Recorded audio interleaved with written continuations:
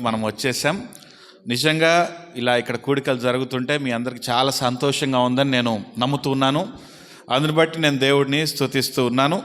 మరొకసారి నన్ను ఈ రక్షణ ఉజ్జీవ కూడికలకు ఆహ్వానించినటువంటి దైవజనులు మరి పాస్టర్ అభిషేక్ గారికి నా యొక్క కృతజ్ఞతలు, వందనాలు నేను తెలియజేస్తూ ఉన్నాను.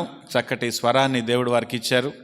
మంచిగా ఆరాధనలో నడిపించగలిగిన అభిషేకాన్ని దేవుడు వారికి ఇచ్చారు. అందుని బట్టి నేను దేవుడిని స్తుతిస్తూ ఉన్నాను. అదేవిధంగా ఈ కూడికలకు సహకరిస్తున్నటువంటి మరి అందరిని బట్టి కూడా నేను దేవుడిని స్తుతిస్తూ ఉన్నాను. ఇంతసేపు ఇక్కడ దైవజనులు చక్కగా ఆరాధనలో నడిపించారు. నిజంగా సామాన్యులు అందుకోలేని స్థాయిలో పాడుతున్నారు. మీరు సామాన్యులు పాడలేని స్థాయిలో స్కేల్స్లో పాడుతున్నారు. చాలా అద్భుతమైనటువంటి తలాంతు అభిషేకం దేవుడు మీకు ఇచ్చాడు. మిమ్మల్ని బట్టి నేను దేవుడిని స్తుతిస్తున్నాను. చక్కటి ఆరాధన అభిషేకం వారికి ఉంది. అయితే ఇంకా చూస్తేనేమో ఇప్పుడు పాడిన గమగమ్మ గారు కూడా అదరగొట్టేసింది. హల్లెలూయా. అసలు అందరూ ఒకరికి మించిన వాళ్ళు ఒకరు ఉన్నారు ఇక్కడ చూస్తూ ఉంటాయి కదండి. చాలా తలాంతు దేవుడు ఇచ్చాడు. There is lot of talent in the church and in the community. ఈ మీ మధ్యలో చాలా తలాంతు, చాలా నాణ్యమైనటువంటి దేవుని తలాంతులు దేవుడు మీకు ఇచ్చి ఉన్నాడు. అయితే ఏం చేయాలంటే వీటిని దేవుని కొరకు వాడాలి, ఇంకా వాడాలి. అయితే ఇంకోటి ఏంటి తెలుసా అండి, వాడటం అంటే కేవలం ఇట్లా సభలు పెట్టినప్పుడు మాత్రమే వాడడం కాదు కదా. ఏం చేయాలంటే మీరు మీ ప్రజల ముందుకు వెళ్ళినప్పుడు, మీ ఇళ్ళలోకి వచ్చిన కుటుంబాల ముందు, బంధువుల ముందు కూడా దీన్ని వాడాలి. హల్లెలూయా. దావీదు పాట పాడినప్పుడు సౌలు దగ్గర ఎంతమంది ఉన్నారు? ఎంతమంది ఉంటారు చెప్పండి? పెద్ద మహాసభ పెట్టితే కానీ దావీదు పాట పాడా? లేదు కదా. సౌలు, దావీదు మహా అంటే ఇంకెవరిని 2-3 బాడీ గార్డ్స్ ఉండొచ్చు, అంతే కదా.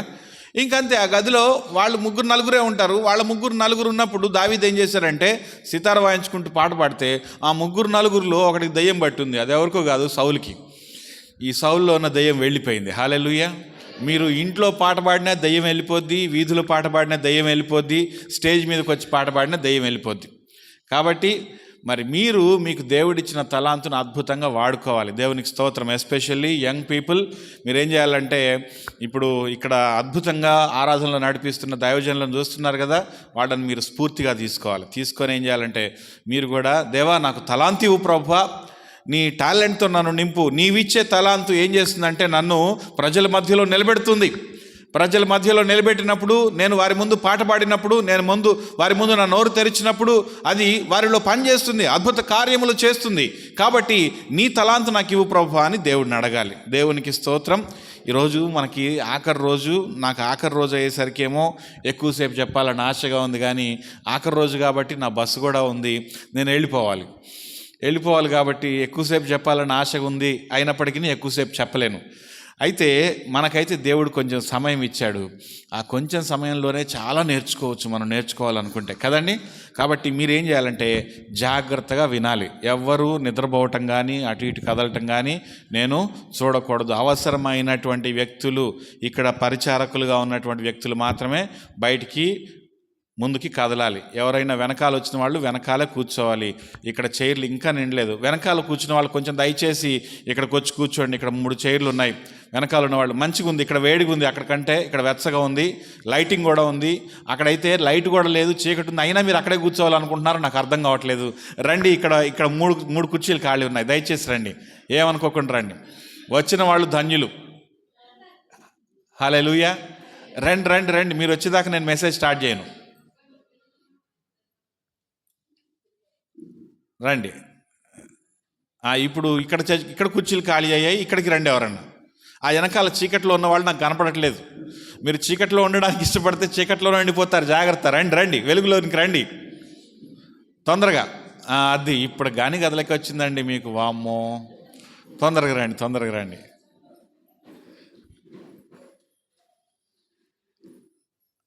ఇంత ముగ్గురు లేచారుగా, ఒక్కలే గదిలేరేంటి? నాకు అర్థం కాలేదు. రండి, ఏం కాదు. అక్కడ కుర్చీలు ఖాళీగా ఉన్న పర్లేదు, ఇక్కడ ఉండొద్దు ఖాళీ. రండి, ఏం కాదు. నేను చెప్తున్నా కదా, మిమ్మల్ని ఏమి ఎక్కాలు అడగను, క్వశ్చన్లు అడగను. రండి.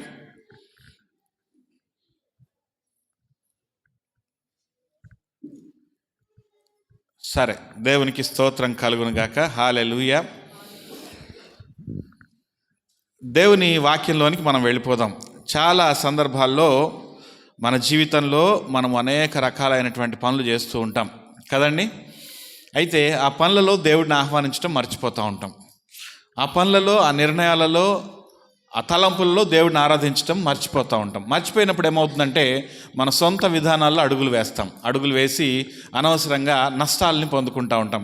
ఈరోజు మత్తయి సువార్త 9వ అధ్యాయము, మత్తయి సువార్త 9వ అధ్యాయము 24వ వచనాన్ని చదువుకుందాం. 23, 24 వచనాలు చదువుకుందాం. మత్తయి సువార్త 9. అంతలో యేసు ఆ అధికారి ఇంటికి వచ్చి పిల్లన గ్రోవులు వాయించు వారిని, గొల్లు చేయుచుండు జన సమూహమును చూచి, స్థలమియుడి, ఈ చిన్నది నిద్రించుచున్నదే గాని చనిపోలేదని వారితో చెప్పగా వారు ఆయనను అపహసించిరి. దేవునికి స్తోత్రం కలుగునుగాక. హల్లెలూయా. ఇక్కడ ఏం జరిగిందో ఒకసారి మీకు అర్థమయ్యేలా చెప్తా. యేసుక్రీస్తు ప్రభువుల వారు ఎప్పట్లాగానే తన పరిచర్య చేసుకుంటుంటే ఒక అధికారి వచ్చాడు. అధికారి వచ్చి, అయ్యా నా కుమార్తెకి బాగాలేదు, అస్సలు బాగలేదు, మరి నువ్వు వచ్చి మరి నా కుమార్తెను తాకినట్లయితే, నా కుమార్తె ఇప్పుడే చనిపోయింది, నీవు వచ్చి నా కుమార్తె మీద చెయ్యి ఉంచితే ఆమె బ్రతుకుతుంది ప్రభువా, నువ్వు మా ఇంటికి రావాలి అని అడిగాడు. చూడండి, చనిపోయిన అమ్మాయి బ్రతుకుతుందని నమ్మి ఒక అధికారి యేసు దగ్గరకు వచ్చాడు. అయితే యేసుక్రీస్తు ప్రభువుల వారు ఆయనకి గొప్ప విశ్వాసం ఉండడాన్ని చూచి, సరే నేను మీ ఇంటికి వస్తాను పద అని బయలుదేరాడు. దారిలో ఏమైందంటే యేసుక్రీస్తు ప్రభువుల వారు నడుస్తుంటే చాలామంది ఆయన వెంట నడుస్తూ ఉన్నారు. ఆయన ముందు కొంతమంది నడుస్తున్నారు, వెనకాల కొంతమంది నడుస్తున్నారు. గుంపులో ఉన్నటువంటి యేసయ్యను ఒక ఆవిడ ఏం చేసిందంటే, రక్తస్రావం కలిగినటువంటి స్త్రీ ఆయన వస్త్రపు చెంగును మాత్రం ముట్టుదును అనుకుంది. ఆ ముట్టింది, తాకింది. వెంటనే ఆమెకున్నటువంటి రక్తస్రావము అనేటటువంటి జబ్బు, రోగం తగ్గిపోయిన తర్వాత ఆ స్వస్థత కార్యం జరిగింది. నన్ను తాకింది ఎవరు, నాలో నుండి ప్రభావం వెడలిపోయింది అని ఆమెతో మాట్లాడి, కుమారి నీ విశ్వాసం నేను స్వస్థపరచను అని చెప్పేసి, ధైర్యంగా గలదానివై నువ్వు వెళ్ళిపో అని చెప్పి ఆమెను పంపించేసి, ఇప్పుడు ఈ అధికారి ఇంటికి వచ్చాడు. అధికారి ఇంటికి వచ్చేసరికి అందరూ ఏమైపోయిందంటే ఈమె చచ్చిపోయింది అనుకుంటున్నారు. ఈ అమ్మాయి చచ్చిపోయింది అనుకొని అందరూ ఏడ్చేవాళ్ళు వచ్చారు, గొల్లు చేసేవాళ్ళు వచ్చారు, అందరూ వచ్చేసారు. చచ్చిపోయిన ఇంటి దగ్గర ఎట్లా ఉంటుంది హడావుడి మీకు తెలుసు కదా. ఎవరైనా చనిపోతే హడావుడి ఎలా ఉంటుందండి, ఏడ్చేవాళ్ళు ఏడుస్తూ ఉంటారు. ఇంకా మన దగ్గర అయితే క్రైస్తవ సంఘాల్లో చనిపోయారు అని తెలవగానే ఇంకా ఏం చేస్తారంటే చర్చి యూత్ మెంబర్స్, యూత్ పిల్లలు ఏం చేస్తారంటే ఇన్స్ట్రుమెంట్స్ అన్నీ పట్టుకొని వచ్చేస్తారు. ఇంకా పాటలు పాడాలి ఇప్పుడు కదా, ప్రార్థన పెట్టాలి, పాటలు పాడాలి. అయితే అక్కడ కొన్ని దేశాల్లో ఎలాంటి సంస్కృతి ఉంటుందంటేనండి, ఇప్పుడు మనకులాగా పక్కింటి వాళ్ళని వదిన గారండి, అక్కయ్య గారండి, అన్నయ్య గారండి, చెల్లెలు గారండి అని పిలుచుకునే ఉండవు. మీకు ఇక్కడ చుట్టాలు ఉంటే ఇంకెక్కడో చుట్టాలు ఉంటాయి. కనీసం చచ్చిపోతే ఏడవడానికి కూడా జనులు ఉండరు. పోనీ గట్టిగా ఏడుద్దామంటే వీళ్ళ స్థాయి వీళ్ళకి అడ్డొస్తుంది. వీళ్ళకి ఏంటంటే ఈ స్థాయి అడ్డొచ్చి గట్టిగా ఏడవలేరు, ఎంతసేపు అడుతురి అని బాధపడతా ఉంటారు, అంతే కదండి. సిటీలో వాళ్ళు ఎట్లా ఏడుస్తారు చెప్పండి చచ్చిపోతే? సిటీలో వాళ్ళు పల్లెటూరు ఏడ్చేదానికి చాలా తేడా ఉంటుంది కదా. సో ఈ సిటీలో వాళ్ళకి ఏడవడానికి జనాలు ఎవరు ఉండరు. జనాలు ఎవరు లేక ఈ కొన్ని దేశాల్లో ఏం చేస్తారంటే, మరి చచ్చిపోయిన వ్యక్తి చాలా గొప్పోడని తెలియాలంటే ఏం చేయాలి, ఎక్కువ మంది వచ్చి ఏడుస్తూ ఉంటే చాలా గొప్పోడు అనుకుంటారు. ఎవడు ఏడవట్లేదు అనుకోండి, ఎవడో పనికి మాలినోడు చచ్చిపోతే కనీసం ఇంట్లో వాళ్ళు కూడా ఏడవట్లేదు అనుకుంటారు. అయితే ఇట్లా రాకూడదని చెప్పేసి ఆ రోజుల్లో, కానీ ఇప్పటికి కూడా కొన్ని రోజుల్లో కొన్ని దేశాల్లో ఏ సంస్కృతి ఉండే, చచ్చిపోయిన వాళ్ళని వాళ్ళకి ఏడవడానికి డబ్బులు ఇచ్చి మనుషులు పెట్టుకుంటారు. అర్థమైందా? ఒక బ్యాచ్లు ఉంటాయి అన్నమాట. ఇప్పుడు మనం కనుక పెళ్ళిళ్ళకి కొంతమంది వేషాలు వేసుకొని వచ్చే వాళ్ళ మీద పన్నీరు చల్లుతూ ఉంటారు చూడండి. వాళ్ళు మంచిగా వేషం పూసుకొని పన్నీరు చల్లుతూ ఉంటారు. కొంతమంది క్రిస్మస్ తాత వేషం వేసుకొని అందరినీ ఆట పట్టిస్తూ ఉంటారు. ఇలాగే వీళ్ళకి ఏంటంటే డబ్బులు ఇస్తే వీళ్ళు వచ్చి ఏడుస్తూ ఉంటారు అనమాట. ఒక బ్యాచ్ ఉంటుంది, పలానా బ్యాచ్ అనమాట. ఇప్పుడు ఆ బ్యాచ్కి డబ్బులు ఇచ్చి కొంతమందిని రప్పించారు. వీళ్ళు వచ్చి ఏం చేస్తున్నారు చెప్పండి, ఆర్కెస్ట్రా గ్రూప్ వచ్చేసింది. అందుకనే పిల్లన గ్రోవి ఊదు వారందరూ వచ్చేసారు. అంటే ఫ్లూట్ సింఫనీ వచ్చేసింది, ఆర్కెస్ట్రా వాళ్ళు వచ్చేసారు. ఇంకా వీళ్ళందరూ భజన స్టార్ట్ చేశారు. ఆర్కెస్ట్రా వాళ్ళు ఒక్కరు వస్తే చాలు కదా, ఆర్కెస్ట్రా వాళ్ళతో ఇంకొక రాగం కూడా అందుకోవాలి. ఎవరన్నా ఒకరు మధ్యలోని బే అని సౌండ్ రావాలి మధ్యలో, అప్పుడే కరెక్ట్గా అది చావిలులాగా ఉంటుంది, అంతే కదండి. ఇప్పుడు వీళ్ళు పాట పాడుతూ ఉంటే పరదేశులం అనగా బే అని సౌండ్ రావాలి, అప్పుడే అది కరెక్ట్గా ఆ సౌండ్ సరిపోద్ది. ఇప్పుడు అందుకోసమని కొంతమంది ఏడ్చే వాళ్ళని తెచ్చారు. ఇప్పుడు అక్కడ ఎవరున్నారు చెప్పండి, ఫ్లూట్ వాయించే వాళ్ళు ఉన్నారు, అంటే మ్యూజిక్ వాయించే వాళ్ళు ఉన్నారు, ఇంకెవరు ఉన్నారు చెప్పండి, గొల్లు చేసేవాళ్ళు. వీళ్ళు గొల్లు చేసుకుంటే ఏడుస్తారు. మామూలుగా ఏడిస్తే ఎట్లా కదా, ఈయన ఎంత గొప్పడో అని చెప్పేసి మీరు ఎప్పుడైనా గమనించారా? చనిపోయినప్పుడు అంతసేపు ఏడ్చి ఊరుకుంటారు. ఏడ్చి ఊరుకొని చాలాసేపు ఏడ్చిన తర్వాత ఈలోగా ఎప్పుడో దూరం నుంచి హైదరాబాద్ నుంచో ఇంకెక్కడ మద్రాసు నుంచో వాళ్ళ ఇంకొక చిన్నత్తగారో పెద్దత్తగారో వస్తుంది. ఆమె రాగానే అప్పుడు వరకు సైలెంట్గా ఉన్న వాళ్ళు ఆమె చూడండి ఒక్కసారి అందరు లేదు బే అంటారు అందరు కలిసి. అవును కదండి. వచ్చి అంటే అమ్మో ఈమె రాగానే ఈమె ఎవరో సొంత ఆమె అనుకుంటాను అప్పుడు అర్థమైంది మనకి. పక్కనుంటే ఏడుస్తారు, అందరు కలిసి బేరపని ఏడుస్తారు. ఏడిచేసరికి అబ్బో ఈమెకి చాలా ప్రేమ ఉంది. ఆమె కూడా ఏం చేస్తుందంటే వచ్చి కొంచెం మరి మామూలుగా ఏడిస్తే ఇంత రెస్పాన్స్ వచ్చింది, ఇంతమంది నేను ఏడవాలని ఎక్స్పెక్ట్ చేస్తున్నారు, నేను మామూలుగా వచ్చేసి ఇట్లా చూసి తూరుకుంటే సరిపోదు కదా, ఈమె కూడా గుండెలు బాదుకుంటే ఏడుస్తూ ఉంటుంది వచ్చి. అంతే కదండి. ఓరి నాయనో నువ్వు టీ ఇచ్చినవు నాయనో అని చెప్పేసి పల్లెటూరు వాళ్ళు ఏడిపిది. పట్టణాల వల్ల అయితే ఇంతే. ఇంకా సరే ఇది జరుగుతూ ఉంది. ఇక్కడ జరుగుతూ ఉంటే ఇలాగ ఏసై వచ్చిండు. ఏసై వచ్చి వీళ్ళందరినీ బయటికి పంపించేయండి అన్నారు. ఒకసారి ఇది చెప్తుంటే నాకు ఒకటి గుర్తొచ్చింది. ఇక్కడ ఏసై వచ్చి ఏం చెప్పిండంటే ఏమో చచ్చిపోలేదని చెప్తాడు. వీళ్ళు ఏమన్నారు, చచ్చిపోకపోయినా చచ్చిపోయింది అనుకొని భజన స్టార్ట్ చేసేసిండ్రు. అంటే వీళ్ళకి భజన చేయటం మీద ఉన్న ఇంట్రెస్ట్ ఆమె చచ్చిపోయిందా లేదా చెక్ చేసే దాని మీద లేదు, కదలట్లేదు. ఇక అయిపోయింది ఏం పని, ఇప్పుడు మన బిజినెస్ మనం చేసుకోవాలనుకున్నారు. వెంటనే ఈమెను ఎప్పుడు పాతి పెట్టాలా అని వెయిట్ చేస్తున్నటువంటి కొంతమంది ఏమో వెంటనే టకటక ఫోన్ చేసి హలో వచ్చేసేయండి ఇంక మీరు ఏడవాళ్ళకి వచ్చే పని ఇంకొక బ్యాచ్కి మెసేజ్ వెళ్ళిపోయింది. కొంతమంది హలో ఆర్కెస్ట్రా టీం వచ్చేసేయండి అని చెప్పేసి కొంతమందిని పిలిచారు, అయిపోయింది. అయితే ఏసై వచ్చి ఈమె చచ్చిపోలేదు కదా అప్పుడే ఎందుకు ఏడుస్తున్నారు వీళ్ళు అని చెప్పేసి మీరందరూ కూడా మీరు ఉండండి, మీరు పక్కకు జరగండి అని చెప్పాడు. ఒకసారి ఇట్లనే రుద్రంపూర్లో ఏమైందంటే నా చాలా చిన్నప్పుడు ఒక అన్న ఉంటాడు. ఆ అన్న మీ అందరికి బాగా తెలుసు, అందుకే పేరు చెప్పను. బాగా డోలక్ కొడతాడు. అప్పుడు బాగా మంచి ఔత్సాహికుడు అనమాట. డోలక్ బాగా నేర్చుకుంటా ఉంటే ఆయన దగ్గర ఎప్పుడు ఆయన డోలక్ ఆయనకు ఉంటుంది. ఎక్కడ పెరిగి జరుగుతుందో అక్కడ పోయి డోలక్ కొట్టాలని బాగా ఆశ. అయితే ఎవరో కొంతమంది మాట్లాడుకుంటున్నారు. ఆయన అప్పుడే అక్కడికి వచ్చేసరికి మాట్లాడుకుంటాను, పలానా అంకులు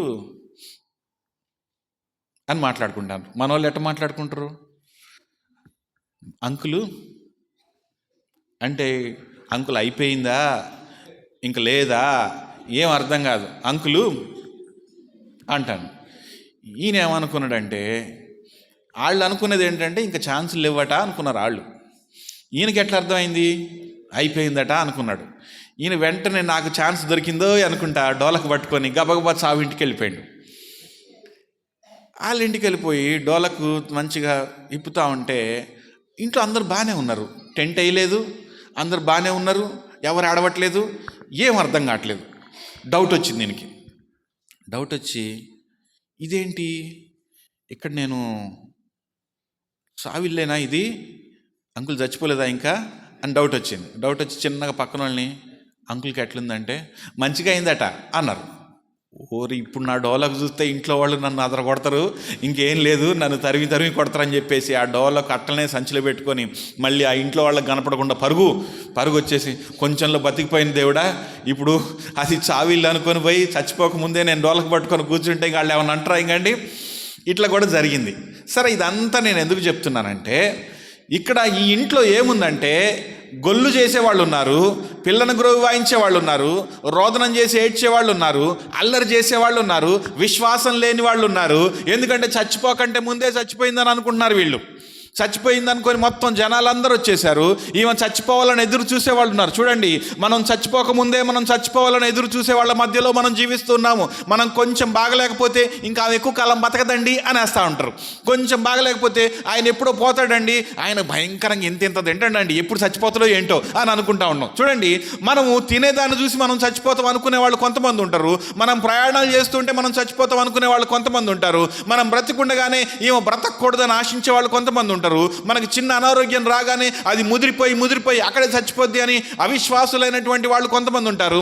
ఇలాంటి వాళ్ళందరి మధ్యలో కూడా మనం నివసిస్తూ ఉన్నాం. హల్లెలూయా. ఇలాంటి జనుల మధ్యలో మనం నివసిస్తున్నాము. ఎలాంటి పాజిటివ్ ఎనర్జీ మనకి ఇవ్వనటువంటి సానుకూలమైనటువంటి శక్తిని, బలాన్ని, ఒక ప్రోత్సాహాన్ని, స్ఫూర్తిని ఇవ్వనటువంటి వ్యక్తుల మధ్యలో మనం నివసిస్తున్నాము. యేసుక్రీస్తు వచ్చి ఏం చేశాడు తెలుసా అండి? యేసుక్రీస్తు ప్రభువులు వారు స్వస్థత చేయడానికి ఏం చేశాడు తెలుసా? ముందు వాళ్ళందరినీ వెళ్ళగొట్టాడు. హల్లెలూయా. ఫస్ట్ ఆయన మాట్లాడిన పదం ఏంటంటే స్థలమియుడి. చెప్పండి, ఈరోజు మన అంశము స్థలమియుడి. చెప్పండి, పక్కన వాళ్ళతో చెప్పండి, స్థలమియుడి అనండి. చెప్పండి, చెప్పట్లే, నేను ఊరికనే చెప్పానా ఏంటి మీకు? చెప్పండి, స్థలమియుడి. చెప్పారు కదా, మళ్ళీ ఒకసారి చెప్పండి, స్థలమియుడి. ఎందుకు చెప్పమంటున్నాను తెలుసా? స్థలం ఇవ్వకపోతే స్వస్థత లేదు. అయితే ఎక్కడ స్థలం ఇవ్వాలి అన్నది ఆలోచించుకుందాం. మొట్టమొదటిగా ఎక్కడ స్థలం ఇవ్వాలంటే మన ఆలోచనలలో స్థలం ఇవ్వాలి.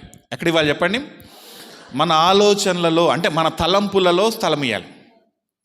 మన తలంపులలో స్థలం ఇచ్చినప్పుడు దేవుడు ఏం చేస్తాడంటే ఆయన తన గొప్ప కార్యాన్ని జరిగిస్తాడు. హల్లెలూయా.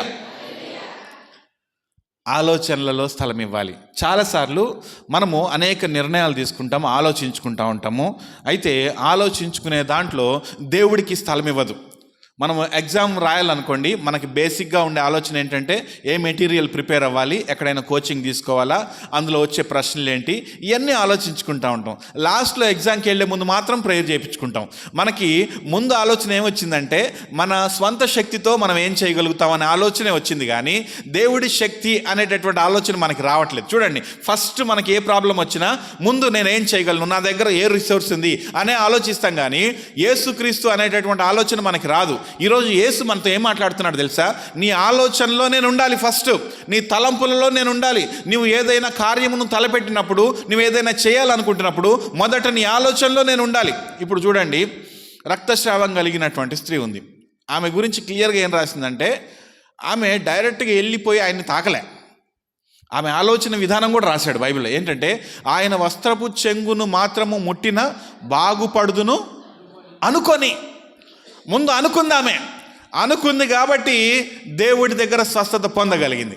మనం అనుకుంటున్నామా లేదా? ఈరోజు మన ప్రశ్న. నువ్వు అనుకోవాలమ్మా ముందు. అనుకోకపోతే నువ్వు ఏమాత్రం కూడా స్పందించలేవు. అనుకోవడం ఉండాలి, మనసులో అనుకోవాలి, నీ ఆలోచనలో అనుకోవాలి. ఏమనుకోవాలి? యేసయ్య నాకు దీనికి జవాబు ఇస్తాడు అనుకోవాలి, యేసయ్య పరిష్కారం ఇస్తాడు అనుకోవాలి.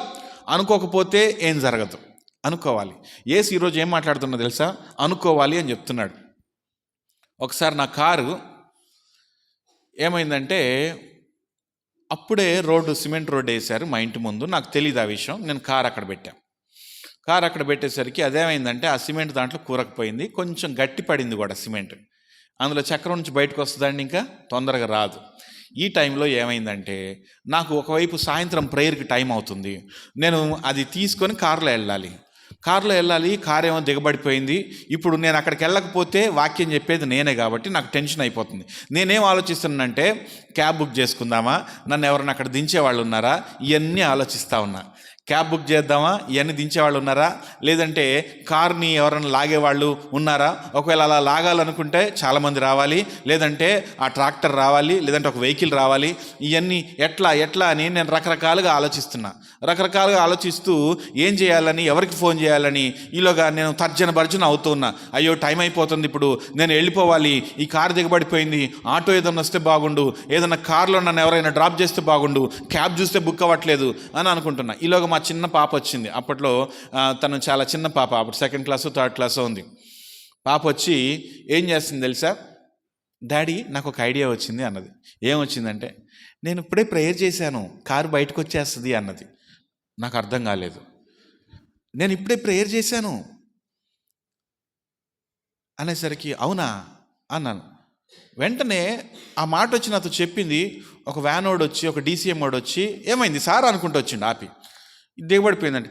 అవునా అని చెప్పేసి తన దగ్గరే తాడు ఉంది, తన దగ్గరే అన్నీ ఉన్నాయి, టకటక అందులోంచి తాడు తీసిండు, నా కారు కట్టిండు, ఇట్లా ఆన్ చేసిండు, కారు వచ్చేసింది. హల్లెలూయా. నేనేమో ఏం ఆలోచిస్తున్నానంటే క్యాబ్ బుక్ చేసుకుందామా, ఎవరినన్నా సహాయం అడుగుదామా, ఎవరన్నా నన్ను తీసుకెళ్తారా అని ఆలోచిస్తామంటే, చిన్న పాప మాత్రం ఇవన్నీ ఆలోచించకుండా మనం ప్రార్థన చేద్దామని ఆలోచించింది. హల్లెలూయా. తన తలంపుల్లో ఎవరున్నారు? దేవుడున్నాడు. తలంపుల్లో దేవుడు ఉంటే క్రియల్లో అద్భుతం జరుగుతుంది. హల్లెలూయా. మనం అనుకోవాలండి, యేసయ్య గురించి అనుకోవాలి. యేసయ్య మన తలంపుల్లో ఉండాలి. యేసయ్య తలంపుల్లో ఉన్నప్పుడు ఏమవుతుందంటే మనకి అద్భుతం జరుగుతుంది. హల్లెలూయా. దేవుడు మన యొక్క తలంపులలో ఉన్నాడు. ఎప్పుడు దేవుడు ఉన్నాడు. ఇశ్రాయేల్ దేశం చుట్టూ 22 శత్రు దేశాలు ఉన్నాయి తెలుసా. ఇశ్రాయేల్ దేశానికి చుట్టుముట్టి ఇశ్రాయేల్ దేశం మీద ఎప్పుడు దాడి చేయాలని ఆలోచించేటటువంటి దేశాలు 22 ఉన్నాయి. కానీ 22 దేశాలు కూడా ఈ రోజు కూడా ఇశ్రాయేల్ దేశం మీద దాడి చేయలేకపోతున్నాయి. ఇశ్రాయేల్ దేశాన్ని అణచలేకపోతున్నాయి. ఇశ్రాయేల్ దేశం యొక్క పెత్తనాన్ని తగ్గించలేకపోతున్నాయి. కారణం ఏంటి తెలుసా? ఇశ్రాయేలీలు ప్రతి దానికి కూడా మా దేవుడు మా దేవుడు మా దేవుడు అని చెప్పేసి దేవుడిని వాళ్ళ తలంపుల్లోంచి తీయరు. వాళ్ళకు పండగ చేసుకుంటే వాళ్ళ దేవుడే, వాళ్ళ ఒక కమ్యూనిటీ చేసుకుంటే ఒక దేవుడే, వాళ్ళకు పేరు పెడితే అందులో దేవుడే, వాళ్ళకు పని చేస్తే అందులో దేవుడే. ఏది చేసినా దేవుడి ఆలోచన లేకుండా వాళ్ళు చేయడం లేదు. యెహోవా దేవుడుగా గల జనులు ధన్యులు అన్న మాటను వాళ్ళు నమ్మి వాళ్ళు ఏం చేస్తున్నారంటే దేవుడు దేవుడు దేవుడు దేవుడు మా దేవుడు మా దేవుడు అనేటటువంటి ఆలోచనలో నుంచి వాళ్ళు బయటికి రారు. కాబట్టి చుట్టుపక్కల 22 దేశాలు, ఇశ్రాయేల్ దేశం మీరు మ్యాప్లో చూస్తే ఇశ్రాయేల్ అని కూడా కనపడదు. మ్యాప్లో కూడా లేకుండా చేద్దామని ట్రై చేశాడు శత్రువు. మ్యాప్లో మీరు చూడండి, చిన్నగా ఉంటుంది ఇశ్రాయేల్ దేశం. ఎంత ఉంటుందంటే చిన్నగా ఉంటుంది. ఆ చిన్న దేశాన్ని చంపేయడానికి, చిన్న దేశం మ్యాప్లో లేకుండా చేయడానికి పెద్ద పెద్ద దేశాలు, డబ్బులున్న దేశాలు వెనకాల పడతా ఉంటాయి. కానీ ఏమీ చేయలేకపోతున్నాయి. ఎవరు కాపాడుతున్నారు చెప్పండి? దేవుడు కాపాడుతున్నాడు. హల్లెలూయా. దేవుడు వాళ్ళ ఆలోచనలలో ఉన్నాడు. దేవుడు వాళ్ళ ఆలోచనలలో ఉండి కాపాడుతున్నాడు. వాళ్ళు దేవుడికి స్థలం ఇచ్చారు. వాళ్ళ పని ఏంటంటే ముందు దేవుడికి మందిరం కట్టాలి. ఇదే వాళ్ళ ఆలోచన. వాళ్ళ రాజకీయం అంతా మందిరం చుట్టే తిరుగుతుంది. వాళ్ళ రాజకీయం అంతా మందిరం కట్టడం చుట్టే తిరుగుతుంది. వాళ్ళ రాజకీయం అంతా యూద ఆచారాల చుట్టే తిరుగుతున్నాయి. వాళ్ళ రాజకీయం అంతా ధర్మశాస్త్రం చుట్టే తిరుగుతుంది. వాళ్ళు యేసుని నమ్మలేదు, నమ్మారు పక్కన పెడితే వాళ్ళ కళ్ళు తెరవబడలేదు కాబట్టి వాళ్ళు ఇంకా యేసుక్రీస్తుని నమ్మడం లేదు. కానీ వాళ్ళు అనుకుంటున్నటువంటి యెహోవా దేవుడిని వాళ్ళు దేవుడిగా యాక్సెప్ట్ చేస్తూ ఉన్నారు. వాళ్ళు యాక్సెప్ట్గా చేసి ఇంకా ఆ దేవుడు వాళ్ళని కాపాడగలడు అని నమ్ముతున్నారు. వాళ్ళ తలంపులలో దేవుడున్నాడు. అమ్మ, నీ తలంపులలో దేవుడున్నట్లయితే నీకు విజయం లభిస్తుంది. మన తలంపులలో ఎక్కువ శాతం దేవుడు ఉండట్లేదు. మన తలంపులలో ఎక్కువగా దేవుడు ఉండట్లేదు. గుడికి వచ్చినప్పుడే దేవుడు గుర్తొస్తున్నాడు. గుడికి వచ్చినప్పుడే దేవుడి గురించిన ఆలోచనలు వస్తున్నాయి. బయటికి పోతే దీన్ని నేనైతే ఎలా సాల్వ్ చేయగలను, నేనైతే దీంతో ఎలా డీల్ చేయగలను, నాకు ఎవరు సపోర్ట్ చేస్తారు, మనకు కష్టం వచ్చినప్పుడు ఎవరు వచ్చి మనకి సహాయం అందిస్తారు. మనకు డబ్బులు కావాలంటే మన నెక్స్ట్ ఫోన్ కాల్ ఎవరికి వెళ్తుందంటే మనకు డబ్బులు ఇవ్వగలిగే వాళ్ళకి వెళ్తుంది. డబ్బులు కావాలి అన్నప్పుడు ప్రార్థన చేసుకోవాలన్న ఆలోచన రాదు. అందరూ ఇవ్వడం, మేము ఇవ్వలేము బ్రదర్, అయ్యో నా దగ్గర అయిపోయినాయి అమ్మా, అయ్యో వడ్డీకి దొరకట్లేదండి అని అందరూ చెప్పిన తర్వాత అప్పుడు ఎక్కడ దొరకనప్పుడు అప్పుడు దేవుడి దగ్గరకు వచ్చి దేవా ఏం చేయాలి ప్రభు అని అడుగుతాం. దేవుడు ఏమంటున్నాడు తెలుసా? ముందే ఆ పని చేయాలి. మీరు మన ఆలోచనలో ఎవరుండాలి? దేవుడు ఉండాలి. ఒకసారి పేతుర్ని చెరసాల్లో పెట్టారు. చెరసాల్లో పెట్టిన తర్వాత ఇట్లనే మీకులాగా లేడీస్ అందరూ కూడుకున్నారు. మన పాస్టర్ గారిని చెరసాల్లో పెట్టారు. ఇప్పుడు ఏం చేద్దామని ఆలోచించుకున్నారు. అయితే అందరూ ఏమనుకున్నారు తెలుసా? ప్రార్థన చేద్దాం, రాత్రంతా ప్రార్థన చేద్దాం అనుకున్నారు. అందుకని బైబిల్లో ఏమని రాసింది తెలుసా? వారు ఇట్లు ఆలోచించుకొని అని ఉంది. ఏం చేశారు? ఫస్ట్ వాళ్ళు ఆలోచించుకొని, అమ్మ నీ action, your action begins with your thought. నీకు వచ్చిన ఆలోచనతో నీ యాక్షన్ స్టార్ట్ అవుద్ది.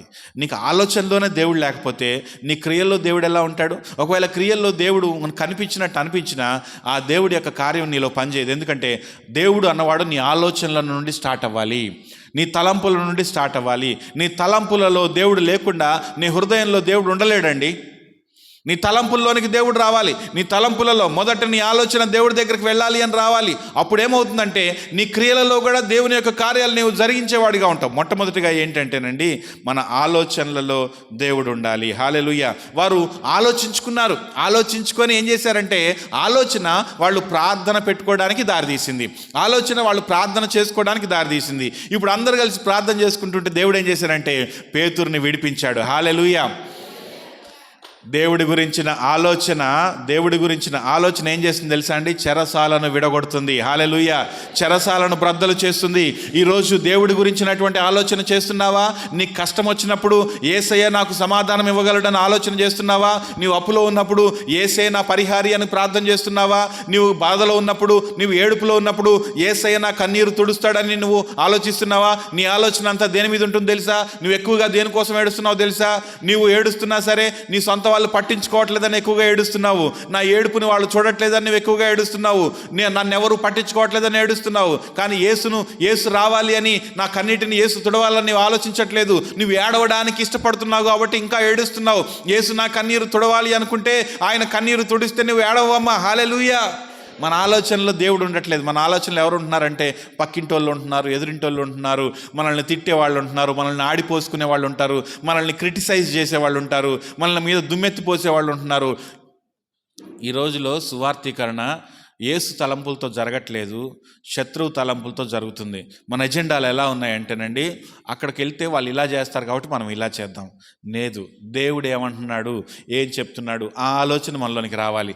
అది లేకుండా ఏంటంటే వాళ్ళ బలాన్ని బట్టి మనం స్పందిస్తున్నాం. చూడండి, శత్రువు బలాన్ని బట్టి మనము ఎత్తులు వేస్తున్నాము. మనం ఎత్తులు వేయాల్సింది శత్రువు బలాన్ని బట్టి కాదు, మన వెనకాల ఉన్నటువంటి యేసయ్య బలాన్ని బట్టి మనం ఎత్తులు వేయాలి.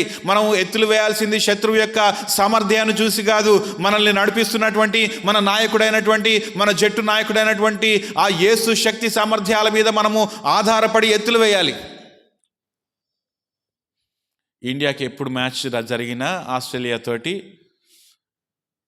సచిన్ టెండూల్కర్ మీద వాళ్ళు కామెంట్స్ చేసేవాళ్ళు. ఫస్ట్ సిరీస్కి రాకంటే ముందు ఏమని తెలుసా, సచిన్ ఎలా అవుట్ చేయాలో మాకు తెలుసు, సచిన్కి ఎలాంటి బాల్స్ వేస్తే అవుట్ అవుతాడో మాకు తెలుసు అని చెప్పేసి వాళ్ళు ఎప్పుడు కూడా వాళ్ళ ఎత్తంతా కూడా సచిన్ బలం మీదే వాళ్ళు పెట్టుకుంటా ఉండేవాళ్ళు. అయితే మనోళ్ళ స్ట్రాటజీ ఎలా ఉండేదంటే, సచిన్ బలం ఏంటో మనకు తెలుసు, మన బలాన్ని పట్టుకొని మనం వెళ్తూ ఉన్నాడు. చూడండి, ఎప్పుడు కూడా శత్రువు బలాన్ని అంచనా వేసుకొని వెళ్తే మనం గెలుపొందాం. మన బలం ఏంటో మనకు తెలిసి ఉండాలి. హల్లెలూయా. మన బలం ఎవరో తెలుసా? యేసయ్య. హల్లెలూయా.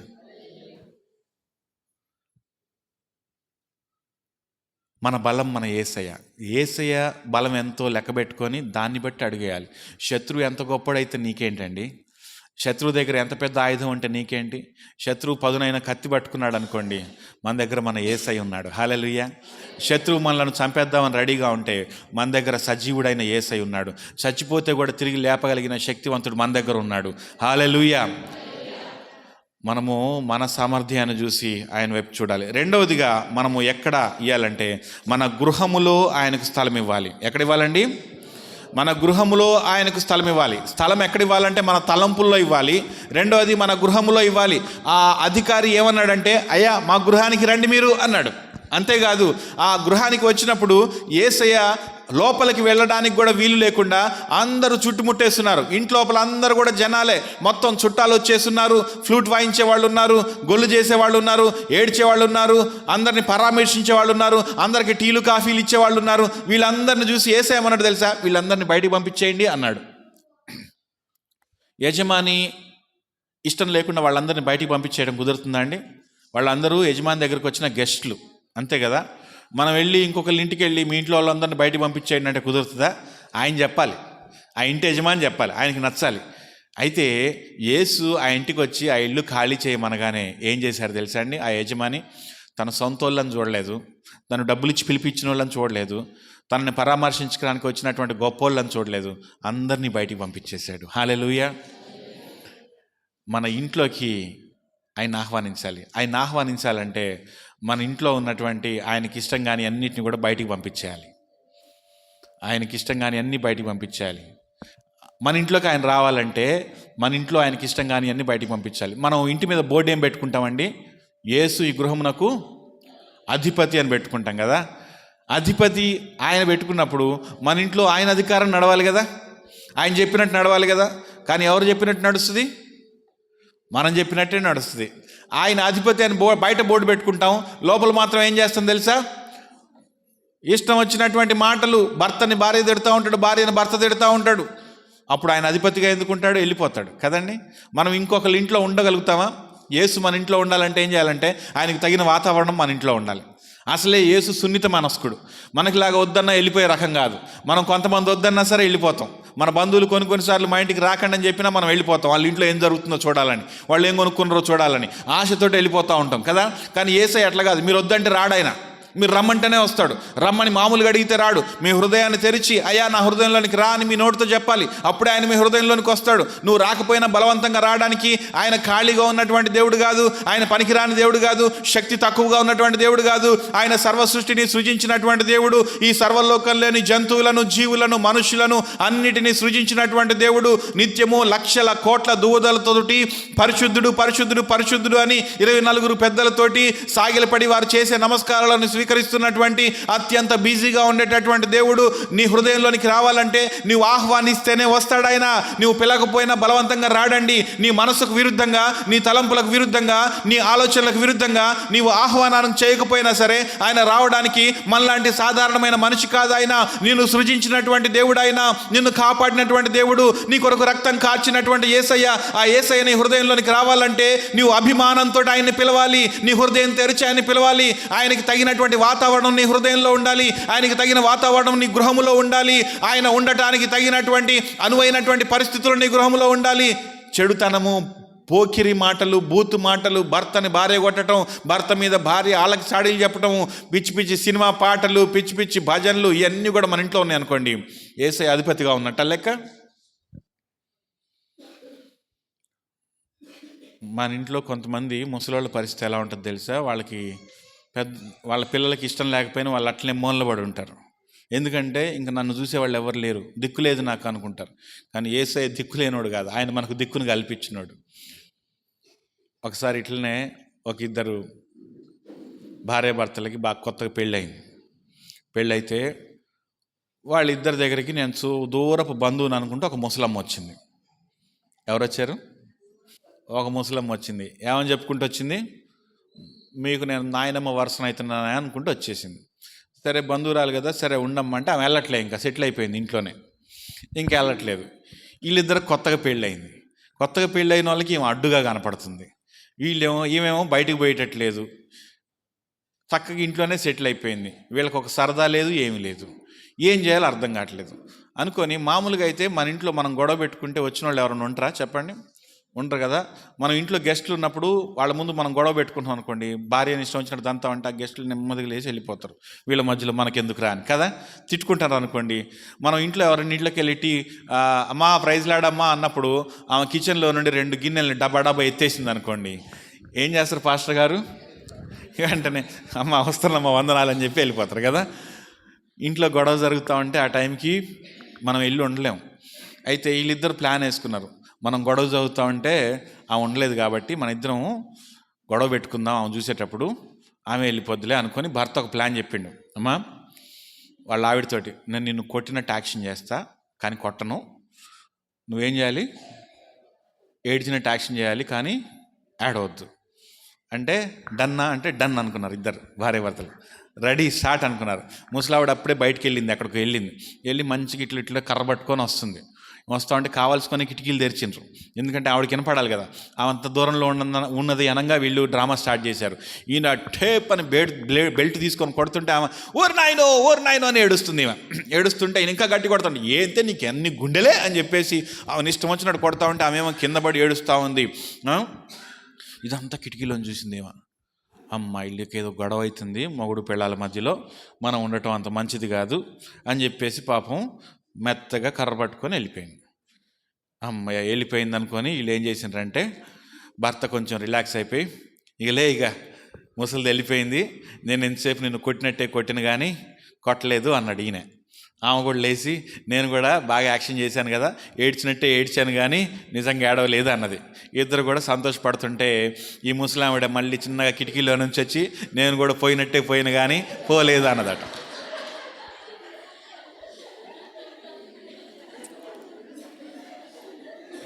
ఎందుకు చెప్తున్నానంటే, ఈ లోకంలో వాళ్ళు మనం పొమ్మన్న పోరు కొంతమంది కదా, మనుషుల్ని పొమ్మన్న పోరు. కానీ దేవుడు ఉండాలంటే మాత్రం మన ఇంట్లో ఆయన్ని మనం రమ్మనే అనాలి, పొమ్మంటే మాత్రం ఆయన వెళ్ళిపోతాడు. పరిశుద్ధాత్మ దేవుడు సున్నిత మనస్కుడు తెలుసా అండి. మీరు పొమ్మంటే ఆయన ఉండడానికి, ఆయన దిక్కులేనాడు కాదు, దిక్కులేని వాడిగా వచ్చాడు ఆయన. నీ హృదయంలోనికి నీవు ఆశ్రయం ఇస్తే నీ దేవుడు అవుతాడు, నీ అధిపతి అవుతాడు. ఆశ్రయం ఇవ్వకపోతే నీకు అధిపతి అవ్వడు ఆయన. ఇప్పుడు ఈరోజు మన గృహములో ఆయనను ఆహ్వానించాలి, మన గృహములో ఆయనను కలిగి ఉండాలి, మన గృహానికి అధిపతిగా ఉండాలి. షూనేమీయురాలు ఏం చేసింది తెలుసా? షూనేమీయురాలని ఒక గొప్ప ధనవంతురాలు ఉంది. ఆమెకు చాలా డబ్బులు ఉన్నాయి, ఆమెకు చాలా బిజినెస్లు ఉన్నాయి, డబ్బులకు తక్కువ లేదు. కానీ ఆమెకి దైవజనులు అంటే ఎంతో ఇష్టం, మక్కువ. ఎలీషా గారు వాళ్ళ ఊరు వచ్చి వెళ్తూ ఉండేవాడు, షూనేం అనే పట్టణం వచ్చి వెళ్తూ ఉంటే వాళ్ళ ఆయన దగ్గరికి వెళ్ళి ఈమె ఏమన్నది తెలుసా? ఏమండి మన ఊరు ఎప్పుడు కూడా ప్రవక్త గారు వచ్చి వెళ్తున్నారు కదా, ఆయన వచ్చి ఎప్పుడు హోటల్స్లో ఉండడము, ఇంకెక్కడన్నా బస చేయటము, అది చూస్తుంటే నాకు మంచిగా అనిపించట్లేదు. మనకి చాలా డబ్బులు ఉన్నాయి, చాలా ఆస్తుంది, మన ఇంటి గోడ మీద ఒక ఇల్లు కట్టిద్దాం ఆయనకి, మన ఇంటి టాప్ మీద ఇల్లు కట్టిస్తే ఆయన వచ్చినప్పుడల్లా కూడా ఆయన గదిలో ఉంటాడు, ఆయనకి ఒక చక్కగా బల్ల ఏర్పాటు చేద్దాము, ఒక టేబుల్ చైర్ ఏర్పాటు చేస్తే ఆయన అక్కడ కూర్చొని చదువుకుంటాడు, ప్రార్థన చేస్తాడు. ఆయన మన ఇంట్లో ఉంటే మనకు ఆశీర్వాదం కదండి, మనం ఎందుకు ఆయన కొరకు ఇలా చేయకూడదంటే వాళ్ళ ఆయన ఓకే అన్నాడు. ఓకే అంటే ఆమె ఏం చేసింది తెలుసా? వాళ్ళ ఇంట్లో ఈయనకు ఒక గది కట్టించింది. ఆ గదిలో ఏం చేసిందంటే ఒక బల్ల పెట్టింది, ఒక దీపం పెట్టింది, మంచిగా ఒక గెస్ట్ వస్తే ఉండడానికి కావాల్సిన అన్ని ఏర్పాట్లు చేసింది. ఇప్పుడు ఎలీషా గారితో ఏం చెప్పిందంటే, అయ్యా మీరు ఉండడానికి మా ఇల్లు నేను తెరిచాను, మా గృహం సిద్ధంగా ఉంది, మీరు ఎప్పుడంటే అప్పుడు మా ఇంటికి రావచ్చు, మీ సొంత ఇల్లు అనుకోండి, మీరు ఇక్కడ ఉండండి అని చెప్పేసి వాళ్ళని ఆయన్ని ఆహ్వానించింది. ఆయన ఆహ్వానించినప్పుడు ఆయన ఇప్పుడు ఒకరు అతని కోసం ఇల్లు కట్టించి ఒక రూమ్ కట్టించి ఉంచితే ఎంత సంతోషం వేస్తుందండి? చాలా సంతోషం వస్తుంది కదా. ఆయన ఎప్పుడు వచ్చినా అక్కడే ఉండేవాడు, హల్లెలూయా, అక్కడే ఉండి ప్రార్థన చేసేవాడు. ఒకరోజు ఆయనతోటి మంచి పరిచయం ఏర్పడిన తర్వాత ఈ షూనేమీయురాలు కుమారుడు చచ్చిపోయాడు. చచ్చిపోతే ఈమె ఒక మంచి పని చేసింది. ఏం చేసింది తెలుసా? తన ఇంట్లో ప్రవక్తకు ఆశ్రయం ఇచ్చింది. ఆయన ఏం చేశాడు తెలుసా? ప్రవక్త గారు వెళ్ళి ఆయనకి ప్రార్థన చేశాడు. ప్రార్థన చేస్తే ఈ షూనేమీయురాలు కుమారుడు చచ్చిపోయినోడు తిరిగి లేచాడు, హల్లెలూయా. మన గృహములో దేవుడికి స్థలం ఇవ్వాలి, మన గృహములో దేవుడికి స్థానం ఇవ్వాలి. ఒకసారి మేము ఖమ్మం వెళ్ళాం. ఖమ్మంలో మా అమ్మ నాన్నల పరిచర్యకి బాగా అనుసరించినటువంటి ఒక కుటుంబం ఉంది. అయితే వాళ్ళు ఎప్పుడు రమ్మంటూ ఉంటే ఆసారి వెళ్ళి అక్కడ దిగాం. అక్కడ దిగ్గానే వాళ్ళు ఎంత ఆప్యాయంగా బస్ స్టాండ్ దగ్గరకు వచ్చి వాళ్ళ కారు వేసుకొని వచ్చి నన్ను ఎక్కించుకొని వాళ్ళ ఇంటికి తీసుకెళ్ళి నన్ను ఒక గదిలోనికి తీసుకెళ్ళారు. వాళ్ళు గదిలో ఏం సామాన్లు లేవు, ఒక మంచం ఉంది, ఒక టేబుల్ ఉంది, షెల్ఫ్లు ఉన్నాయి, దానికి అటాచ్డ్ బాత్రూమ్ ఉంది, ఏసీ ఉంది. ఇదేంటి ఈ గదిలో ఏం సామాన్లు లేవు, ఇందులో మీరు పడుకోరా అంటే, ఇందులో మేము ఎందుకు పడుకుంటామండి అన్నారు. అంటే అదేంటి మీలే కదా, మీరు పడుకోపోతే ఎట్లా అంటే, ఇందులో ఎవ్వరం అడుగు పెట్టమండి, ఈ పంచం మీద ఎవ్వరు పడుకోరు. ఇది ఎవరి కోసం కట్టించాను తెలుసా? మీ కుటుంబం కోసం. అమ్మ నాన్న మీరు వస్తే ఇక్కడ ఉండాలని మేము కట్టించుకున్నాం, మీరు సంవత్సరానికి ఒక్కసారి వచ్చినా చాలు, ఇక్కడ పడుకోవడానికి ఈ రూమ్ మీకోసం ప్రత్యేకం అన్నారు. నాకు ఏమనిపించిందంటే, ఎంత సంతోషం అనిపించిందంటే, ఇంతగా ప్రేమిస్తారా మనుషులు అనిపించింది. అప్పుడు నేనేం చేస్తాను చెప్పండి? మనస్ఫూర్తిగా వారి గురించి ప్రార్థన చేస్తాను. ఒకసారి ఇట్లాగే ఒక విలేజ్కి వెళ్తే మాకు ఒక ఇల్లు ఇచ్చారు. ఆ ఇంట్లో సామాన్లన్నీ అట్లే ఉన్నాయి కానీ మనుషులు ఎవరు లేరు. మాకేం చెప్పారంటే, వీళ్ళు వేరే దగ్గర ఎక్కడో ఉంటున్నారు, ఇల్లు ఖాళీగా ఉంది, మేము ఉండడానికి. మరి ఆ పల్లెటూర్లలో హోటల్స్ ఉండవు కదండి, అందుకని ఆ ఇల్లు ఇచ్చారు. ఆ ఇల్లు అంతా బాగుంది, మంచిగా ఆ ఇంట్లోకి మాకు అన్ని టిఫిన్లు టీలు వస్తున్నాయి, అన్నీ బాగా చూసుకుంటున్నారు, సభలు జరుగుతున్నాయి, అంత బాగుంది. ఒకరోజు నేను పొద్దునే 5 గంటలకు లేస్తే 5 గంటలకి ఇంటి బయట బాత్రూమ్ ఉంటుంది, ఆ ఇంటి బాత్రూమ్. ఆ బాత్రూంలో ఎవరో స్నానాలు చేస్తున్నారు, స్నానం చేసి వెళ్ళిపోతున్నారు. ఎవరు వెళ్తున్నారా అని చూస్తే చిన్న పిల్లలు వెళ్తున్నారు, స్నానాలు చేసి టవళ్ళు పట్టుకొని బయటికి వెళ్ళిపోతున్నారు. నేను వెంటనే టకటక్కమని ఒక ఆయన మమ్మల్ని చూసుకుని ఆయన వస్తే, ఏమండి బ్రదర్, పొద్దున ఎవరో వేరే వాళ్ళు వచ్చి మన ఇంట్లో స్నానం చేసి వెళ్తున్నారు, నేను చూశాను ఈరోజు అన్న. అనేసరికి ఆయన నవ్వుతున్నాడు. అనేసరికి ఎవరండి వాళ్ళు అన్న అంటే, ఈ ఇల్లు వాళ్ళదేనండి అన్నాడు. ఈ ఇల్లు వాళ్ళదే. అదేంటి మరి వాళ్ళు ఇంట్లో ఉండట్లేదా అంటే, మీకు ఇవ్వడం కోసం వాళ్ళు 3 రోజులు ఈ ఇల్లు ఖాళీ చేశారు. వాళ్ళు పక్కన వాళ్ళ బంధువుల ఇంట్లో ఉంటున్నారు, అయితే అక్కడ బాత్రూమ్ లేవని, పొద్దునే మీకు డిస్టర్బ్ కాకూడదని మీరు లెక్కంటే ముందే వాళ్ళు వచ్చేసి స్నానాలు చేసేసి వెళ్ళిపోతున్నారు అన్నారు. నాకు ఎంత ఆశ్చర్యం వేసిందంటే, వారి గృహాన్ని దైవ సేవకుల కొరకు ఏం చేశారండి? వాళ్ళు తెరిచారు. నేను ఈ ఉదాహరణ నేను వాక్యం చెప్పిన చాలా చోట్ల చెప్తూ ఉంటా. ఎందుకంటే వాళ్ళు ఇల్లు ఖాళీ చేసి ఇంట్లో సామాన్లను అట్లనే పెట్టుకొని మీరు ఉండండి అని ఇవ్వటం ఎంత గొప్ప విషయం. వాళ్ళు కూడా ఉండొచ్చుగా. వాళ్ళు ఉంటే మనకు ఎక్కడన్నా ఇబ్బంది కలుగుతుందేమోనని వాళ్ళు ప్రేమతోటి మేము ఉంటే మీకు కుదరదండి, మీరు మాత్రమే ఉండండి అని చెప్పేసి ఆ ఇంటిని అప్పచెప్పి ఆ ఇంట్లో ఉన్న సౌకర్యాన్ని అంతటిని వాళ్ళు వదిలిపెట్టుకొని వాళ్ళు పోయి ఎక్కడో బంధువులు ఇంట్లో గుడిసెలో ఉంటున్నారు. నాకు సంతోషం అనిపించింది. దేవా, మా కొరకు ద్వారం తెరిచినటువంటి కుటుంబానికి ఏది తక్కువ కాకూడదు ప్రభు అని చెప్పి ప్రార్థన చేశాను. నిజంగానే ఆయన పిల్లలు, ఆయన భార్య వాళ్ళందరూ యెరూషలేం రావాలంటే ఎంత ఖర్చు అవుతుందండి? 10 లక్షలు పెట్టుకొని యెరూషలేం వెళ్ళారు వాళ్ళందరూ. ఇశ్రాయేల్ దేశం వెళ్ళి చూసి వచ్చారు. లెక్క చేయట్లేదు డబ్బులు ఆయన, ఎందుకంటే దేవుడు అన్ని డబ్బులు ఆయనకి ఇచ్చాడు. హల్లెలూయా. ఏమండి, మనకి డబ్బులు కలిగి ఉండటం కాదు, ఇల్లు కలిగి ఉండటం కాదు, ఆ ఇంట్లో దేవుడికి స్థానం ఉండాలి. హల్లెలూయా. గది ఉండటం కాదండి, గదిలో దేవునికి స్థలం ఉండాలి. ఇల్లు ఉండడం కాదు, ఇంట్లో దేవునికి స్థలం ఉండాలి. దైవ సేవకునికి స్థలం ఉండాలి. వారికి ఆతిథ్యం ఇచ్చే మనసు ఉండాలి. మా ఇంట్లోకి ఎవరు రాకూడదు, మా ఇంట్లోకి ఎవరు అడుగు పెట్టకూడదు అనుకుంటే నీకు ఆశీర్వాదాలు రావు. నీ ఇంట్లో దైవ సేవకుల యొక్క పాదధూళి దులపాలి, దైవ సేవకుల యొక్క పాదధూళి పడాలి. దైవ సేవకులు అంటే ఏదో గొప్పలని నేను చెప్పడం లేదండి, కానీ దైవ సేవకులు కాకపోతే పేదవారిని మీరు పిలవండి, కానీ దేవుని కొరకు స్థలం మీరు పెట్టాలి, మీ గృహంలో పెట్టాలి. మీ గృహంలో దేవుని కొరకు స్థలం పెట్టడం అంటే గెస్ట్గా ఉంచుకోవటం అనే కాదు, మీ గృహంలో మీరు చేసే పనులను బట్టి దేవునికి స్థలం ఉందా లేదా అర్థమవుతుంది. ఎప్పుడు కూడా టీవీలు పెట్టుకొని జబర్దస్తులు చూసుకుంటా, బిగ్ బాసులు చూసుకుంటా, ఎప్పుడు పక్కింటోళ్ళలో బిగ్ బాస్ అంటే ఏంటి తెలుసా అండి? పక్కింటోళ్ళ జీవితంలో ఏమవుతుందో చూడడమే బిగ్ బాస్, అంతే కదా. వాళ్ళింట్లో వాళ్ళు ఉంటే వాళ్ళింట్లో జరిగేది మనం కెమెరాలు పెట్టుకొని చూడటం ఏందండి? నాకు అర్థం కాదు. కానీ అది ఎంత ఇష్టమో మనకి కదా, ఎంత ఇష్టమో. వాళ్ళిద్దరు పోయి మూలను కూర్చొని మాట్లాడుకుంటా ఉంటే దాని గురించి బయట మళ్ళీ పోళ్ళు, ఓటింగ్లు అన్నీ కూడా. మనం పక్కింట్లో వాళ్ళ ఇంట్లో ఏమవుతుందో చూడడం అంటే ఎక్కడ లేని ఆసక్తి. ఏమండి, పక్కింట్లో ఏం జరిగితే నీకెందుకండి? నీ ఇంట్లో దేవుడు ఉన్నాడా? నీ ఇంట్లో యేసు ఉన్నాడా? ఇంట్లో ఎప్పుడు లోకాన్ని పెట్టుకుంటే దేవుడు ఎందుకుంటాడు? ఇంట్లో ఎప్పుడు సినిమా పాటలు, ఇంట్లో ఎప్పుడు చూడు తైతక్కలు, ఇంట్లో ఎప్పుడు చూడు లోకపరమైనటువంటి మాటలు, ఎప్పుడు వాళ్ళ మీద మాటలు, వీళ్ళ మీద మాటలు, అది వాడితో లేచిపోయింది, వాడు దీంతో లేచిపోయింది, ఇట్లాంటి మాటలు మాట్లాడుకుంటా ఉంటే దేవుడు ఉంటాడా అండి? కొంచెం తెలిస్తే చాలు, ఇట్లా అన్నారంటే చాలు, ఇక చచ్చిపోయినట్టే మనకి. పక్కింటి వాళ్ళ అమ్మాయి అటండి అంటే ఏమైనట్టు, ఇంకా ఆమె తప్పిందని ఈయన చెప్తాడు, కానీ మనం ఏమనుకుంటాం? లేచిపోయింది అనుకుంటాం. మన మైండ్ అంత బాగా ఆశిస్తూ ఉంటుంది, ఆమె లేచిపోవాలని ఎదురు చూస్తూ ఉంటాం మనం కదా. మన మైండ్ అదే ఆలోచిస్తుంది కాబట్టి అదే వచ్చింది జ్ఞాపకం. ఆయన ఇట్టిట్టు అన్నాడంటే పాపం పరీక్షలో తప్పిందటండి, ఇంటర్మీడియట్ తప్పిందట, లేదంటే డిగ్రీ తప్పిందట అని ఆయన చెప్తా ఉంటే మనకేమర్థం అవుద్ది? మన మనసుల్లో ఎప్పుడు కూడా చెత్త పెట్టుకొని, మన మనసులో ఎప్పుడు నెగిటివ్ థింకింగ్ పెట్టుకుంటే దేవుడు మన క్రియల్లో ఉండడాన్ని, మన గృహంలో ఉండడం.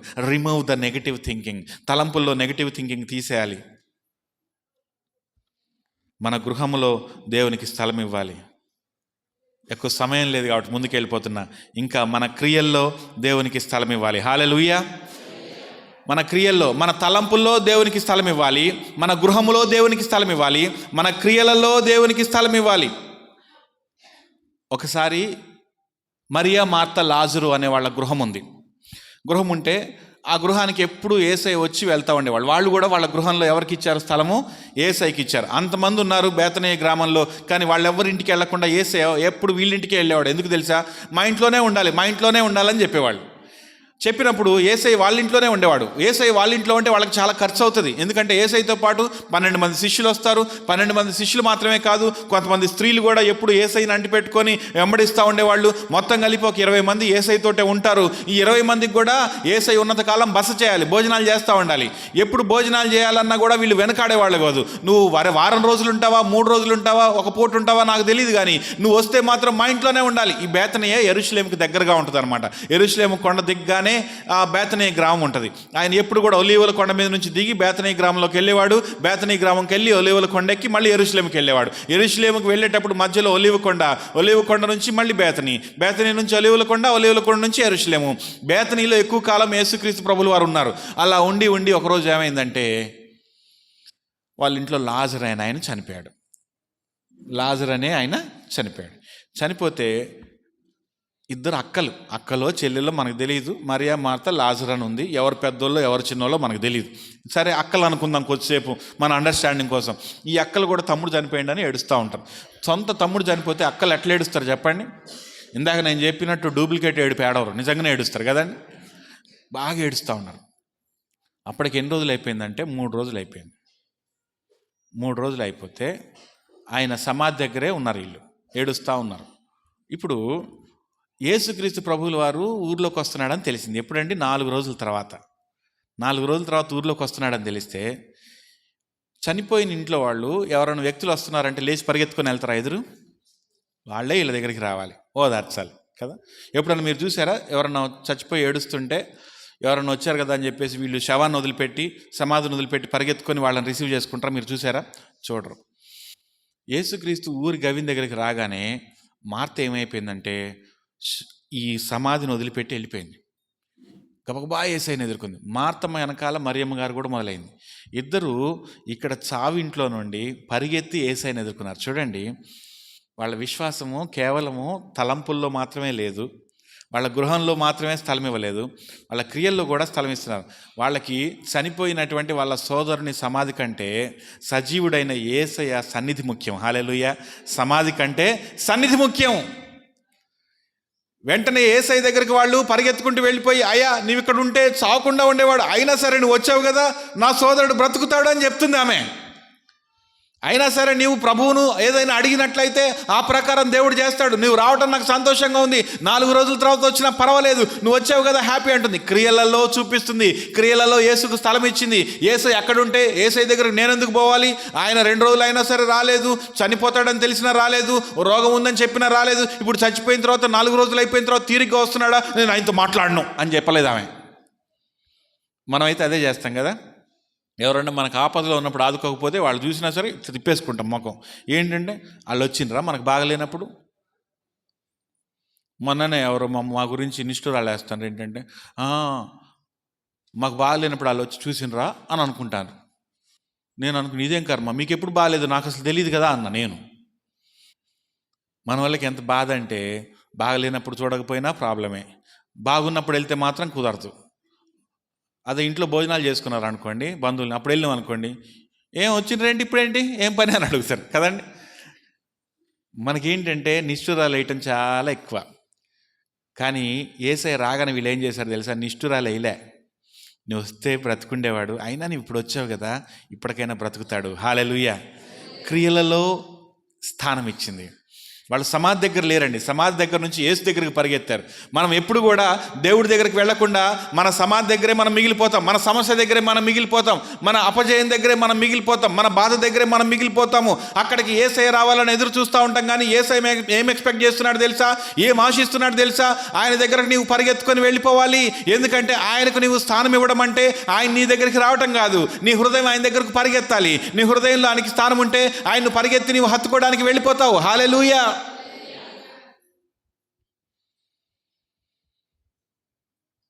నమ్మిక ఉంచాలి, మన క్రియలలో నమ్మకం ఉంచాలి, ఆయన సన్నిధి మనలో ఉంచాలి,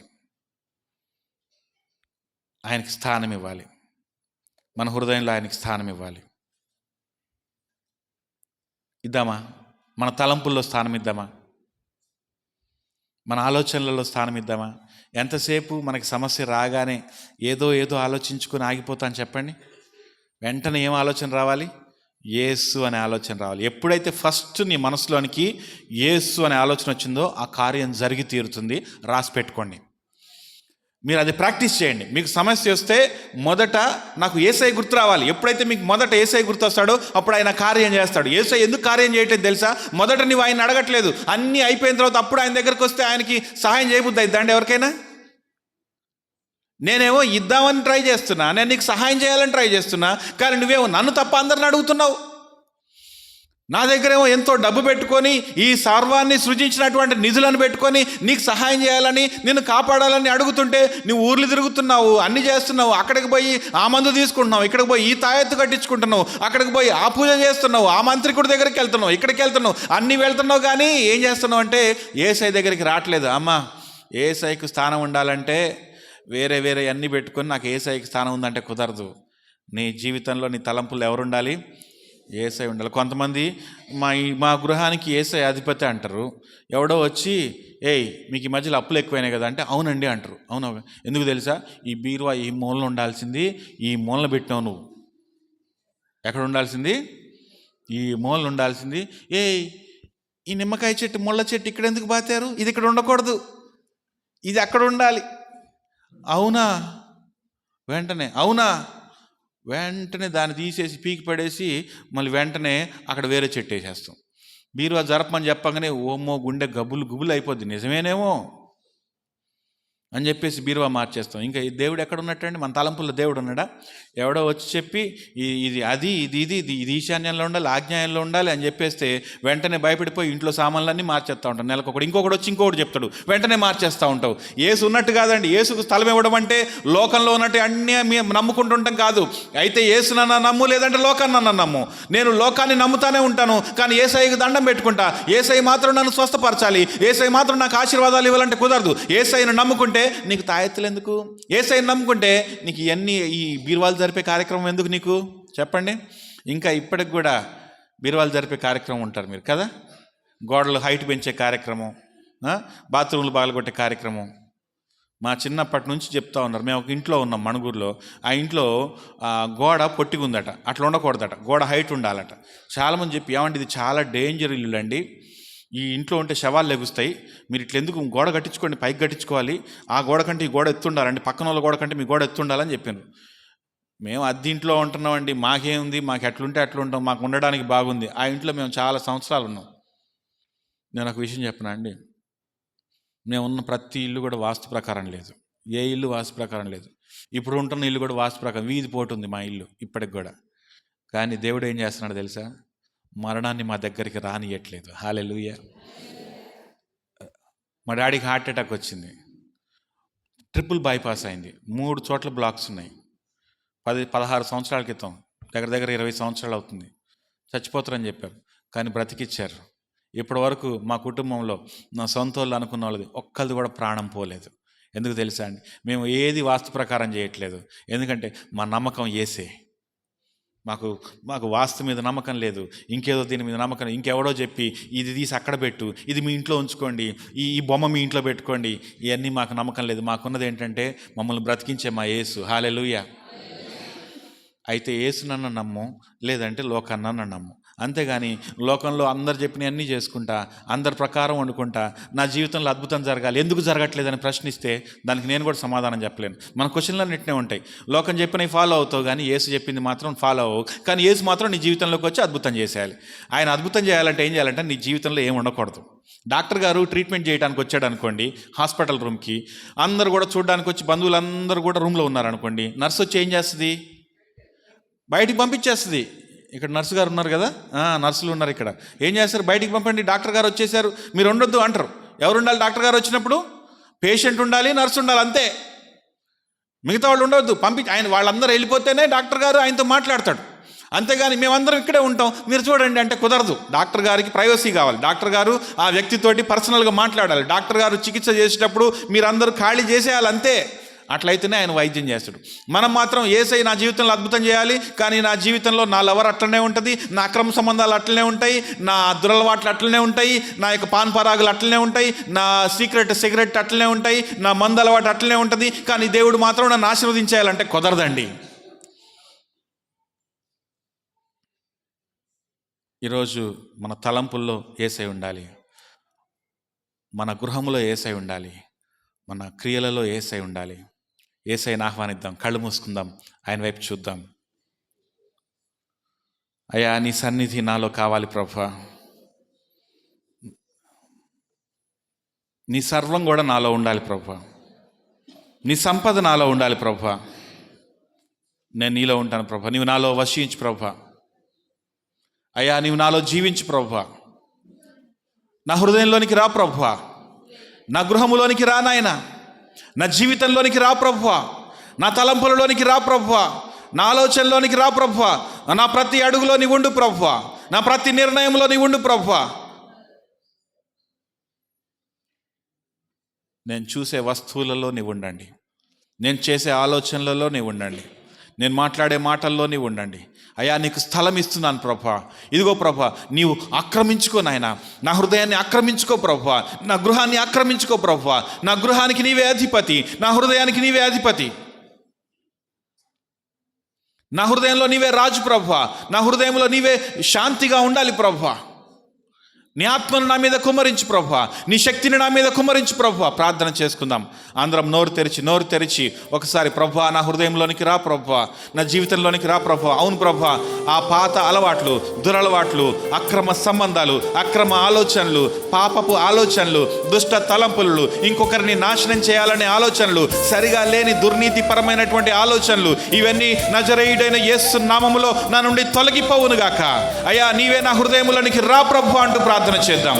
హల్లెలూయా. అందరం నోరు తెరిచి పక్కన వాళ్ళ గురించి ఆలోచించొద్దు. నీ ప్రార్థన మాత్రమే యేసయ్యకు వినిపించాలి. నా హృదయంలోనికి రా ప్రభువా, నా హృదయంలో నీవు అడుగుపెట్టు ప్రభువా, నా హృదయంలో నీవు నివాసము చేయి ప్రభువా, నా హృదయంలో నీ అగ్ని కార్యం జరగాలి ప్రభువా, నా హృదయంలో నీ ఆత్మ కార్యం జరగాలి ప్రభువా, నా హృదయంలో నీ అభిషేకం కావాలి ప్రభువా, నా హృదయంలో నీ ఆలోచన కావాలి ప్రభువా, నా హృదయంలో నీ శక్తి కావాలి ప్రభువా, నా హృదయంలో నీ ఆలోచనలో ఎప్పుడు రాజ్యం మేలాలి ప్రభువా అంటూ అందరం నోరు తెరిచి ఆయనను సన్నతించుదాం. హల్లెలూయా, హల్లెలూయా. నోరు తెరిచి అమ్మా ప్రార్థన చేయండి, నోరు తెరిచి ప్రార్థన చేయండి, కన్నీటి ప్రార్థన చేయండి. నీ కన్నీటిని చూచే దేవుడు, నీ హృదయంలోని స్థానం ఇవ్వడానికి నీ హృదయపు వాకిట నిలుచొని నీ ద్వారమును తడుతున్నటువంటి దేవుడు. నీ హృదయంలోనికి ఆయన ఆహ్వానించు. అయ్యా, నా జీవితంలోనికి రా ప్రభువా, నా హృదయంలోనికి రా ప్రభువా, నాలో కార్యము చేయి ప్రభువా, నాలో ఉన్నటువంటి పేదరికపు మనస్తత్వాన్ని తొలగించు ప్రభువా, నాలో ఉన్నటువంటి అనాథ మనస్సును తొలగించు ప్రభువా అంటూ ప్రార్థన చేద్దాం. హల్లెలూయా.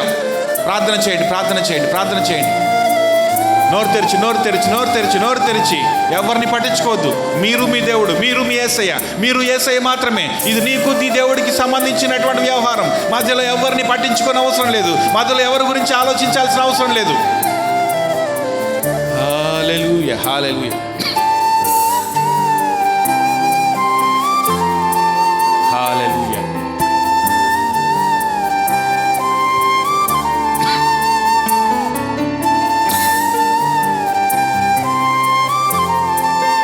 ఇంకా 2 నిమిషాలు ప్రార్థన చేద్దాం.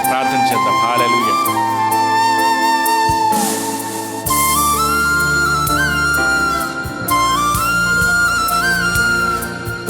నోరు తెరిచి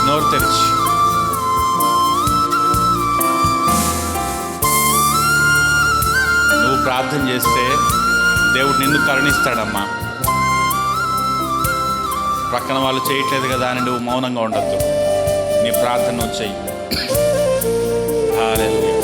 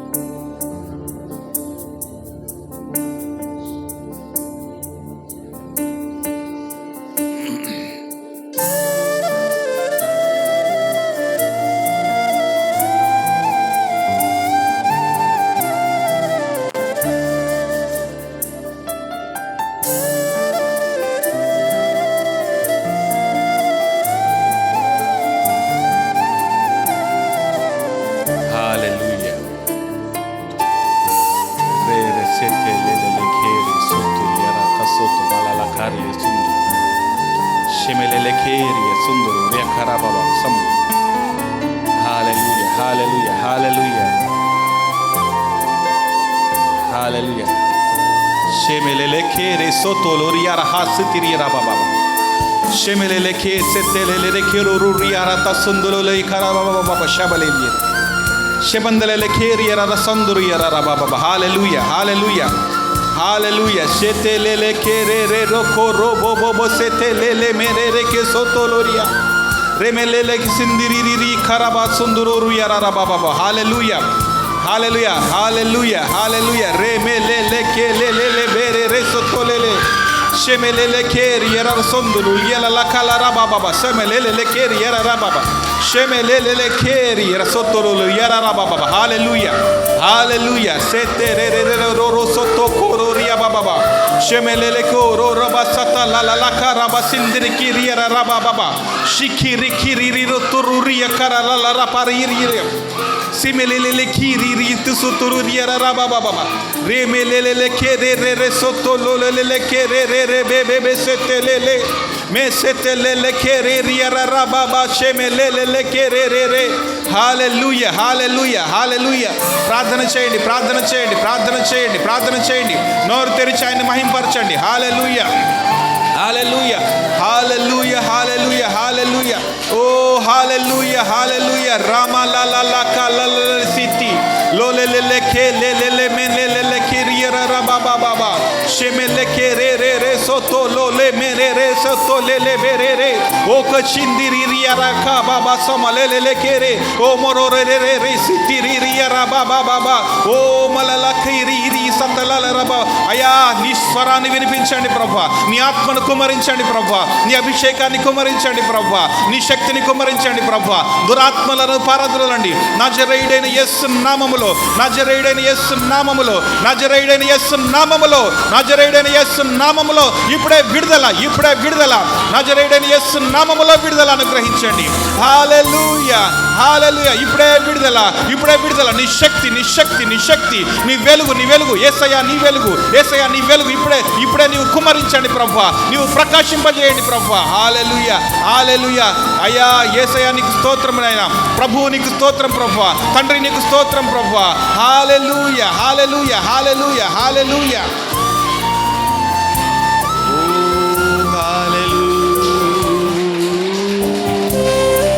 అందరం చప్పట్లు కొట్టి బిగ్గరగా దేవుడు మహిమపడతాం. చప్పట్లు కొట్టి దేవుడు మహిమపడతాం. హల్లెలూయా. సింహాసనాసీనుడైన దేవా నీకు స్తుతి, నీకు మహిమ. ఎబెనేజరైన దేవా నీకు స్తోత్రం, నీకు మహిమ, నీకు మహిమ, నీకు మహిమ. సమస్త మహిమ, సమస్త జ్ఞానము, సమస్త ఘనత నీకే చెల్లును గాక. హల్లెలూయా, హల్లెలూయా, హల్లెలూయా. ప్రతి ఒక్క దురాత్మ యేసు నామములో ఇప్పుడే పారిపోవును గాక. ప్రతి రోగము ఇప్పుడే స్వస్థపరచబడును గాక. ప్రతి అప్పు ఇప్పుడే యేసు నామములో తొలగిపోవును గాక. ప్రతి బంధకం ఇప్పుడే యేసు నామములో తెగిపోవును గాక. ప్రతి వడ్డీ, ప్రతి రుణము యేసు నామములో ఇప్పుడే విరగొట్టబడును గాక. ప్రతి కాడి విరగొట్టబడును గాక. ప్రతి దీర్ఘకాలిక వ్యాధి ఇప్పుడే తొలగిపోవును గాక. ప్రతి కోర్టు కేసు యేసు నామములో వీగిపోవును గాక. ప్రతి వివాదము, గొడవలు యేసు నామములో ఇప్పుడే ముగిసిపోవును గాక. హల్లెలూయా.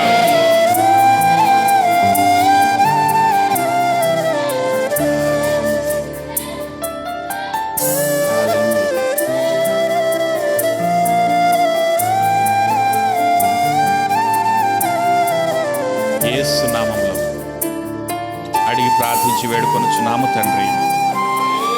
ఆమేన్.